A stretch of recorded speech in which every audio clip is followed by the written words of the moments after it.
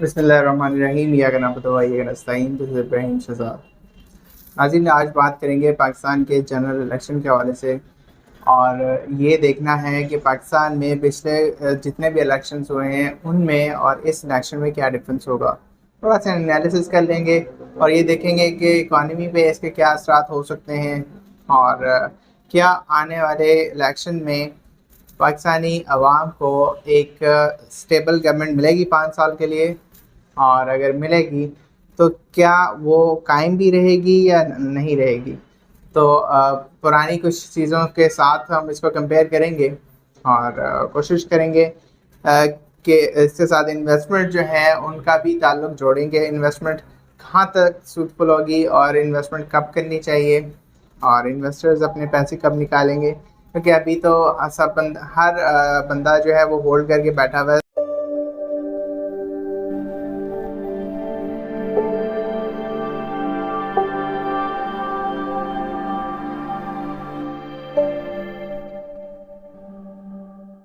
सारी नज़रें इलेक्शन के ऊपर लगी हुई है। फरवरी है, 8 फरवरी को जो है इलेक्शन की डेट अनाउंस हुई है गवर्नमेंट की तरफ से। पोलिंग स्टार्ट होगी 8 तारीख को और एक छुट्टी भी होती है इलेक्शंस की वजह से। और हमारी कोशिश ये है कि ज़्यादा से ज़्यादा लोगों को कहें कि वो अपने वोट का हक इस्तेमाल करें। उससे एक तो अपनी आपको राय का इजहार करने का मौका मिलता है। आपकी पसंदीदा कैंडिडेट्स जो हैं वो आप उनको चूज़ कर सकते हैं।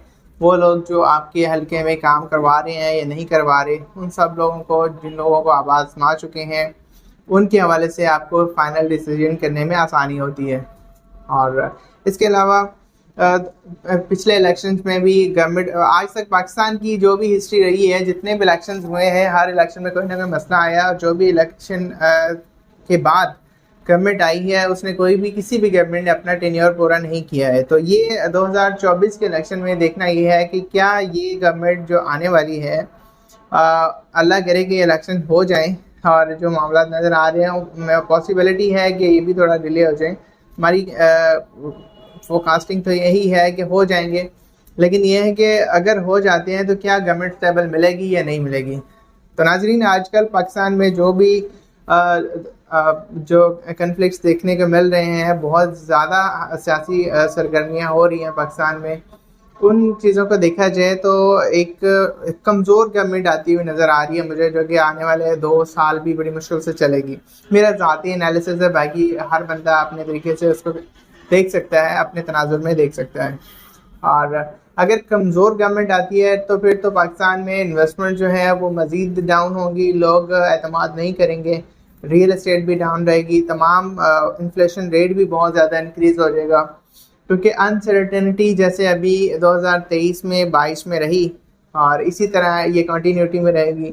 इन केस एक स्टेबल गवर्नमेंट आ जाती है तो इन दैट केस फिर हम ये कंसिडर कर सकते हैं कि 5 साल तक जो है अगर कंटिन्यू रहती है, तो क्योंकि एक लंबे अरसे के लिए आ जाती है, लोग फोकास्ट कर सकते हैं, लोग प्रेडिक्ट कर सकते हैं, अपने मामला को हैंडल कर सकते हैं। वो देख सकते हैं कि क्या हम जो डिसीजन ले रहे हैं आज के लिए वो आने वाले 5 साल तक उनको कहाँ देखते हैं। तो इन सब चीज़ों को देखते हुए बहुत इम्पोर्टेंस होती है स्टेबल गवर्नमेंट की। और इन केस नहीं आती तो हर चीज़ उलट हो जाती है, इसके बिल्कुल बरक्स हो जाती है। इन केस का इंस्टेबिलिटी आती है तो फिर वही जैसे कि इन 2023-24 में 2023 और 22 में हालात रहे हैं कि इन्फ्लेशन रेट 30% तक चला गया है। और लोग जो है, इन्वेस्टमेंट तभी बचती है जब आपके पास एक्सेस अमाउंट होती है। जब आपके रेगुलर एक्सपेंस मीट होने के बाद जो पैसे बचते हैं वही लोग इन्वेस्टमेंट की तरफ लेके आते हैं, फ्लैट लेते हैं, वो अपने प्लॉट्स खरीदते हैं, अपनी छोटी छोटी इन्वेस्टमेंट्स करते हैं। तो वो इसी के तनाजुर में होते हैं कि जब उनको पता होता है कि भाई ये हमारे पैसे हैं, इतने हमारे अखराजात हैं, इतने पैसे हम मंथली बेसिस पे बचा लेते हैं, और उसके बाद वो फाइनल डिसीजन लेते हैं कि हमने प्लॉट लेना है, हमने अपार्टमेंट ख़रीदना है, हमने हाई राइज में जाना है, या हम किस लेवल का बजट में इन्वेस्टमेंट कर सकते हैं, क्योंकि उनको पता होता है कि इतने पैसे वो कंटिन्यूसली एक साइड पे कर सकते हैं अपनी रेगुलर इनकम में से। तो ये बहुत अहम डिसीजंस हैं। मेरी तमाम आला ओहदेदारान से ये रिक्वेस्ट है कि वो इन चीज़ों को यकीनी बनाएं, पब्लिक का जो है इंटरेस्ट वो फर्स्ट प्रायोरिटी रखें, और वो अपने फैसलों में उन सब चीज़ों को कंसीडर करें कि आने वाले वक्त में पब्लिक के हालात बेहतर हों, लोगों को जो है वो बेहतर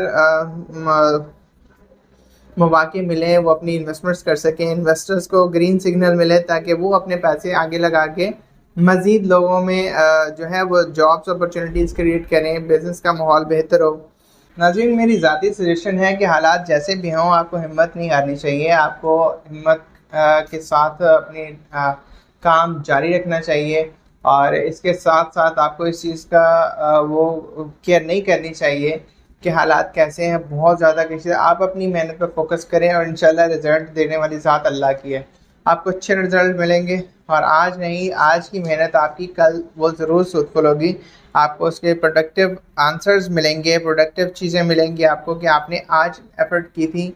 जब हर बंदा हिम्मत हार के बैठा हुआ था, आप उस टाइम एफ़र्ट कर रहे थे, लेकिन उस टाइम की हुई एफ़र्ट्स आपको आज काम आएगी। ये आने वाले 1-2 साल में आप उसके रिजल्ट्स देखेंगे। अगर आप सब लोगों को देखते हुए अपनी एफ़र्ट्स नहीं करेंगे, अपने इन्वेस्टमेंट्स नहीं करेंगे, तो आप दूसरे लोगों की तरह पछताते होंगे उस टाइम जब जिन लोगों ने बुरे वक्त में अपनी इन्वेस्टमेंट्स कर ली। लाइक अगर मैं मोहम्मद होम सिटी की बात करूं तो मोहम्मद होम सिटी बहुत ही लो कॉस्ट प्रोजेक्ट है जिसमें पोजीशन भी आपको फुल फॉर दे रहे हैं। इसके साथ आपकी इंस्टॉलमेंट प्लान भी है, कैश पे लेने वालों के लिए बहुत अच्छे बेनिफिट्स दे रहे हैं हम।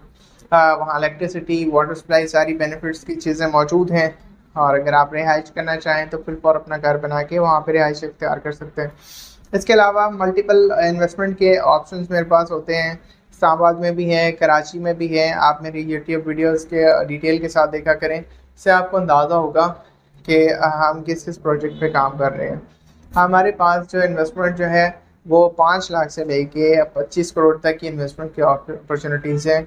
आप जहाँ कहेंगे हम आपको इन्वेस्टमेंट करवा देंगे। वो डिपेंड करता है आप कहाँ इन्वेस्ट करना चाहते हैं, आपके पास कितने जो हैं वो इन्वेस्टमेंट्स मौजूद हैं और लॉन्ग टर्म करना चाह रहे हैं। उसमें रेंटल भी कुछ इन्वेस्टमेंट्स है जिसमें मैं आपको हाई रेंटल भी दिलवा सकता हूँ।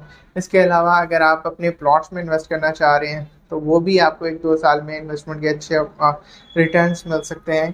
तो मेरी कोशिश यही होती है तमाम क्लाइंट्स को कि वो अपनी इन्वेस्टमेंट्स को रोके नहीं, पैसा ही पैसे को बनाता है। गरीब लोग जो होते हैं, मिडिल क्लास के लोग, वो कमेटियाँ डालना और इन चीज़ों को पैसे बचा के रखने में ज़्यादा फोकस देते हैं। मैं उनको कहता हूँ कि आप पैसे बचाएं नहीं, बल्कि आप अपने पैसे को रोल आउट करें मार्केट में। आज आप 100 रुपये लगा रहे हैं, कल वो 110, 115 आपको मिलेंगे। तो आप छोटे छोटे प्लॉट, छोटी छोटी इन्वेस्टमेंट्स करें ताकि आप उसके अच्छे रिटर्न्स लें और आपको with the passage of time एक हैवी अमाउंट मिले। जैसे कि मोहम्मद होम सिटी की लोकेशन बहुत अच्छी आ रही है, मलीर एक्सप्रेसवे के इंटरचेंज के बिल्कुल बराबर में आ रही है।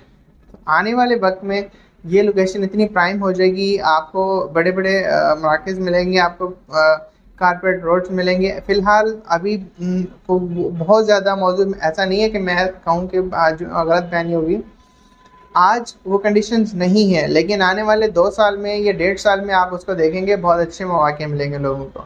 आपको स्कूल्स, कॉलेजेस करीब तरीन ऑलरेडी मौजूद है, 1 से 2 किलोमीटर के डिस्टेंस पे मौजूद हैं।